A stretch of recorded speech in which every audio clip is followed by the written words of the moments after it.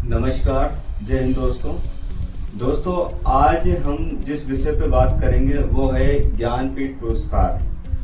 ज्ञानपीठ पुरस्कार क्या होता है, ज्ञानपीठ पुरस्कार किस क्षेत्र में दिया जाता है और इस बार का ज्ञानपीठ पुरस्कार हमारे लिए इतना विशेष क्यों है। इनको ये ज्ञानपीठ पुरस्कार दिया गया है और ज्ञानपीठ पुरस्कार किस क्षेत्र विशेष या किस विधा में दिया जाता है, तो इन सभी पर हम विस्तारवार चर्चा करेंगे। और हमारे लिए इस बार का ज्ञानपीठ पुरस्कार इतना महत्वपूर्ण क्यों रहा और क्यों है, उसके बारे में भी हम चर्चा करेंगे। दोस्तों, ज्ञानपीठ पुरस्कार, वैसे तो आपने ज्ञानपीठ पुरस्कार के बारे में सुना ही होगा कि एक विशेष साहित्य के क्षेत्र में जिसका योगदान रहता है, मतलब एक तरीके से मान ली जाए कि जिसने अपना जीवंत पर्यंत साहित्य के क्षेत्र में, कविताओं के क्षेत्र में, शेर शायरियों के क्षेत्र में या लेखन के क्षेत्र में अपना विशेष योगदान दिया है।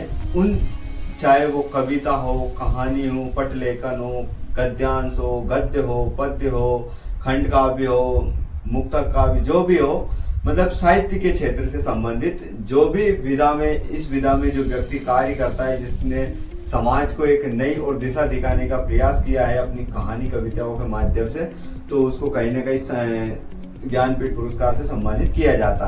तो ज्ञानपीठ पुरस्कार इस बार का इसलिए महत्वपूर्ण रहा क्योंकि आपने जगत गुरु राम भद्राचार्य का नाम सुना होगा। उनको इस बार का ज्ञानपीठ पुरस्कार मिला है, साहित्य का ज्ञानपीठ पुरस्कार मिला है। और उनके साथ एक और कवि का नाम लेते हैं गुलजार, जो उर्दू उर्दू कविता या शायरों के लिए मशहूर कवि है, उनको भी इनके साथ दिया गया है। मतलब ये मैं स्पष्ट कर दूं, दोनों को अलग अलग विधाओं में दिया गया और अलग अलग ये पुरस्कार दिया गया है। दोस्तों, जब ज्ञानपीठ पुरस्कार राष्ट्रपति महोदय द्वारा श्री राम भद्राचार्य जी, जगत गुरु राम भद्राचार्य जी महाराज को दिया जा रहा था, तो उस समय कहीं ना कहीं गुलजार जो कवि थे वो उपस्थित नहीं थे। इनके पीछे एक कारण विशेष है, उनका स्वास्थ्य कहीं ना कहीं ठीक नहीं है, तो इसलिए वो उपस्थित नहीं हुए। उनके स्थान पर उनका किसी सहयोगी को ये पुरस्कार प्रदान किया गया। तो बात करते हैं ज्ञानपीठ पुरस्कार की। ज्ञानपीठ पुरस्कार की शुरुआत कब हुई, तो ज्ञानपीठ पुरस्कार की शुरुआत होती है, इनकी स्थापना होती है 1961 में। और किसके द्वारा इसकी स्थापना की जाती है? साहू शांति प्रसाद जैन के द्वारा। यानी साहू शांति प्रसाद जैन के 50वें जन्मदिन पर इस पुरस्कार की क्या होती है?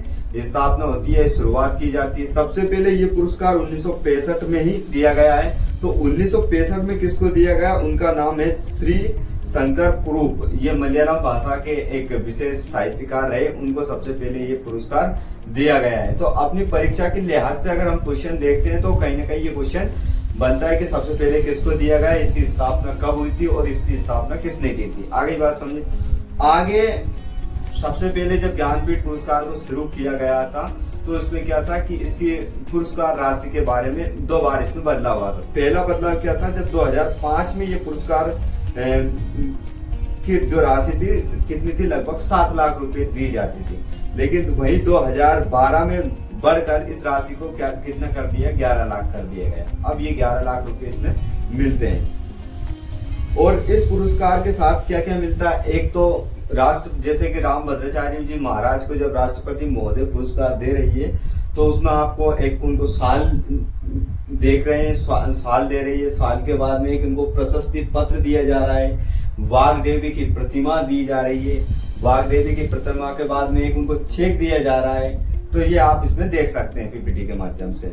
अब इसमें कुछ महत्वपूर्ण जो साहित्यकार हुए हैं जिन्होंने अपनी विशेष इस क्षेत्र में योगदान दिया, उनका मैं कुछ नाम बोलना चाहूंगा जो आप याद रखिएगा। कहीं ना कहीं ये कुछ विशेष और चर्चित नाम है। एक तो सुमित्रा नंदन पंत, हिंदी में इनको दिया गया, हिंदी क्षेत्र में 1968 में इनको ये पुरस्कार दिया गया था। जिसके बाद में रामधारी सिंह दिनकर 1972 में ये पुरस्कार दिया गया। ये हिंदी साहित्य के क्षेत्र में ही इनको ये पुरस्कार मिला था। इसी प्रकार और मैं कुछ नाम आपको बताता हूँ, जिसमें